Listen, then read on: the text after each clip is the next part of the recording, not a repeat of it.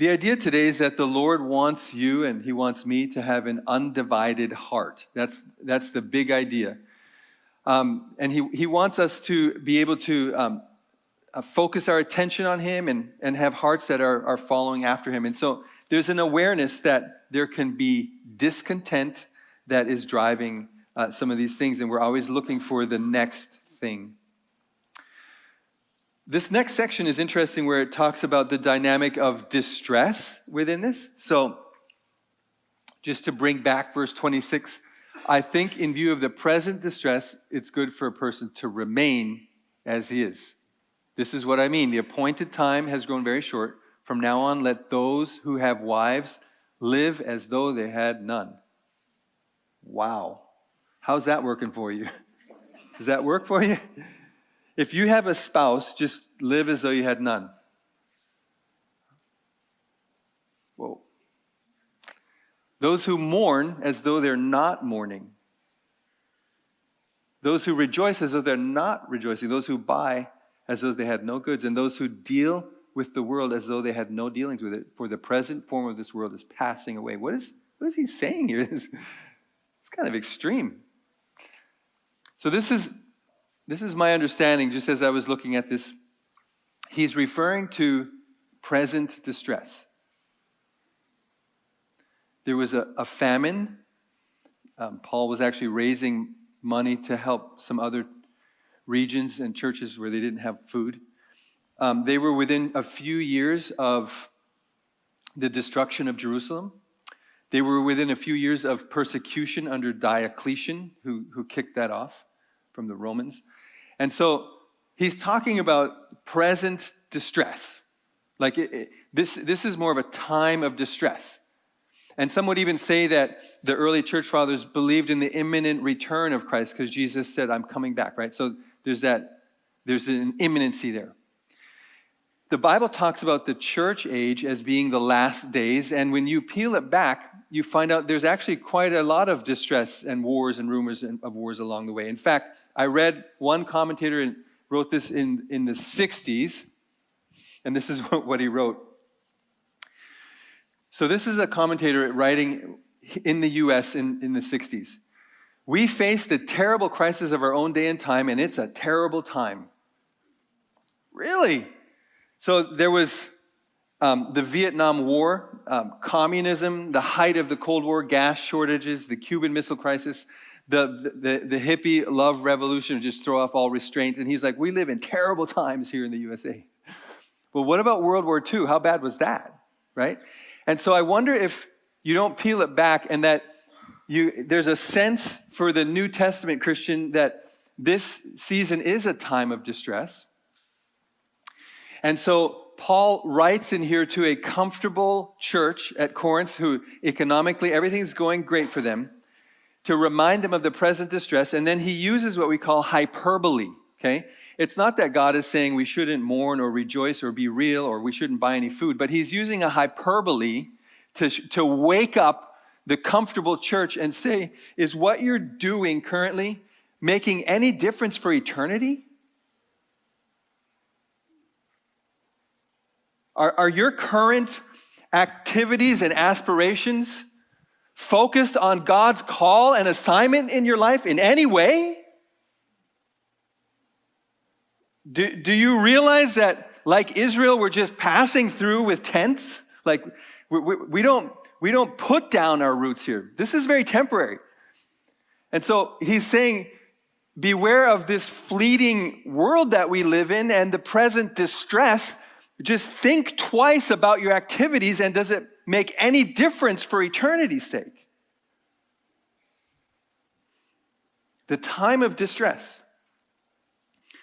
It's interesting, on September 11th in 2001, had 15 Americans had come to Austria with us, and they were a work team. We were helping to renovate a camp, a youth camp there for us. And when the Twin Towers were hit, we were all of a sudden sitting in front of television, like shocked, like we're watching a movie or something, like these planes are flying into the towers. And whatever anyone had been doing that day didn't matter anymore. if someone was happy or sad or busy or had some activity planned, it just didn't matter anymore. It just all stopped. And that's the sense that the Apostle Paul is giving the Corinthians here, is that you can just go on and on with like the next thing and the next thing. And what is another aspiration or thing? I mean, but does it really matter for what's eternal and what's valuable? So to beware of how fleeting the world really is. And then he gets into verse 32 and he just starts saying, be aware of the dynamic of divided interests. And he brings the illustration of a single person can be much more focused. And singleness is elevated in the Bible. It's actually beautiful to be a single person and to be like wholeheartedly devoted and focused on God. Some of the singles here at CFC are amazing in their service and their love for God. And it's a beautiful thing that we have a family of God right here, and singles are part of that. But then if you decide to get married, you're going to experience divided interest, right? Because you're feeling it now. Your kids are going to school, right? And then it's like, hey, we have to pay these bills. And hey, your kid wants to be in this extracurricular activity and in this one and in this one. And before you know it, like you're driven all over the place. And Paul is saying, I'm writing these things for you to be aware, what? To secure your undivided devotion to God. And so Jen and I have had to live in this tension as a couple to be very prayerful in the activities that our kids are involved in and the activities the things that we commit to, right? That we want to have this devotion to God. And is there discontent driving this? And what does it mean to just remain in the condition that you're in, right? So there's a dynamic there. And then the passage goes on in verse 36 to determine in your heart. And it's just an interesting passage here about what that means.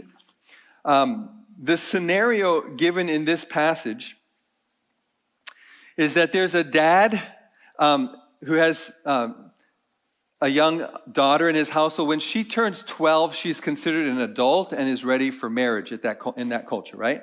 And so this passage in the Greek language, if any man thinks he is behaving improperly toward his virgin daughter, so a dad is saying, because of the times of distress, I don't think I want my daughter to get married. So parents were very much involved in the decisions for their children. And then one family would say, how could you do that to your daughter? And another would be like, well, it's the times of distress, and I don't know if it's good. It's probably better for her to stay single. And so they were kind of debating as a church in Corinth. So if we're Christians and we live in the time of distress, what should we be challenging our kids to do, right? And they're wrestling with this. And so Paul just writes to them, each one of you has to determine in your own heart the decisions that you're going to make on this. So what does that mean for us today? That means that we would ask the question today, and from a pastoral point of view, I would ask you the question today, what is it that is causing you to have a divided heart? And that God is challenging us to make some determinations, right? I need to make a decision here. That this thing, I'm obsessing about this. I think I have a little bit of discontent here, and I'm sensing I have a little bit of this entitlement thing with God, and maybe I'm a little bit angry with God over some situations, and it's starting to creep in. And so we have to have an awareness of the dynamic of that and just kind of pull back a little bit and say, God, I want to remain in the condition I'm in and not just run to the next thing and the next thing and the next thing. And so I want to close with it's kind of a summary of where we've been today, but it's practical. How can I have an undivided heart? And the first challenge here is this question of remaining, right? That word remain in the Greek New Testament is meno, or to abide. In the Hebrew language, that word is yeshur, which means a dwelling place, or that your habitat, the dwelling place. So I believe that the whole topic of remaining is to say, my address, my dwelling place, my household, is God, first and foremost.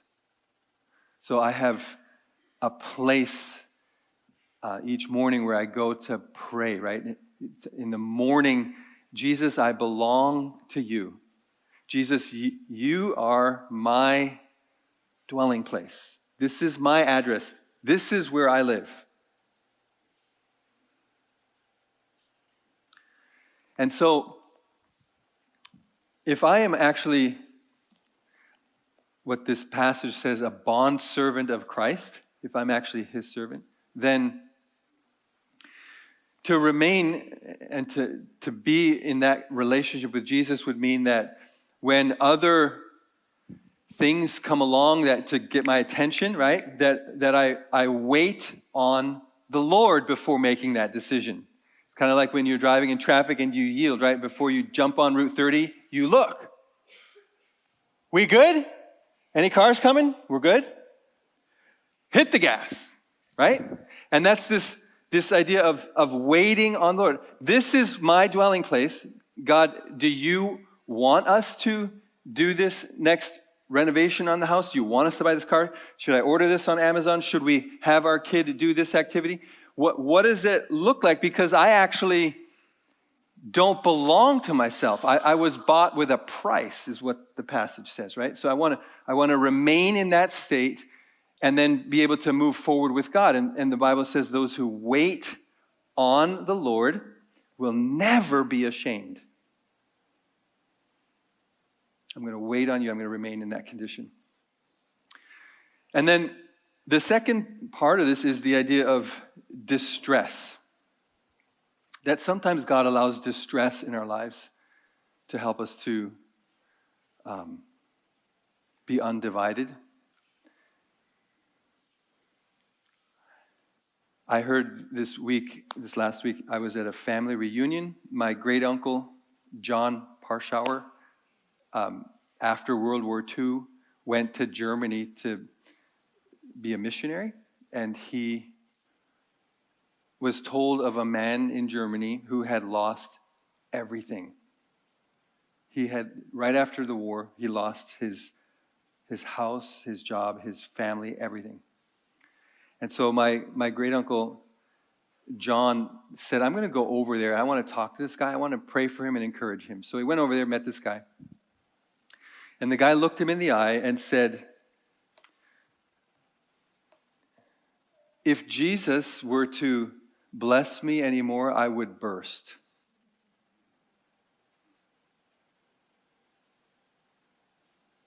Wow. That maybe everything that we have here, from our paychecks to our resources, everything that we have right here is, and even health insurance, it's all evidence of the love of Jesus for you. But if that were taken away, I wonder if Jesus met this man so deeply when these things were taken away that he could sense the value of the presence of God with him, right? You really are the bread of life, Jesus. Peel it all back, and it's amazing to just be with you, Jesus, right?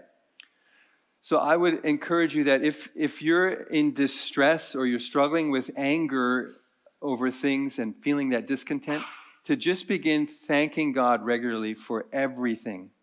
Thank you, God, for everything. Just go down the list. And it's going to start changing your heart, right? I want to remain with you. And Jesus, I just thank you for everything you've given to me. And then finally today, to determine in your heart, right? Is there something dividing your heart? And then to make a determination and name it. This is actually not helping me to run the race. And I need to determine I want to have an undivided heart. If you liked what you heard, you can check out the full sermon by clicking on the video right over here. And if you want to connect with us, you can do so on YouTube or Facebook or Instagram. Thank you for watching today. God bless you.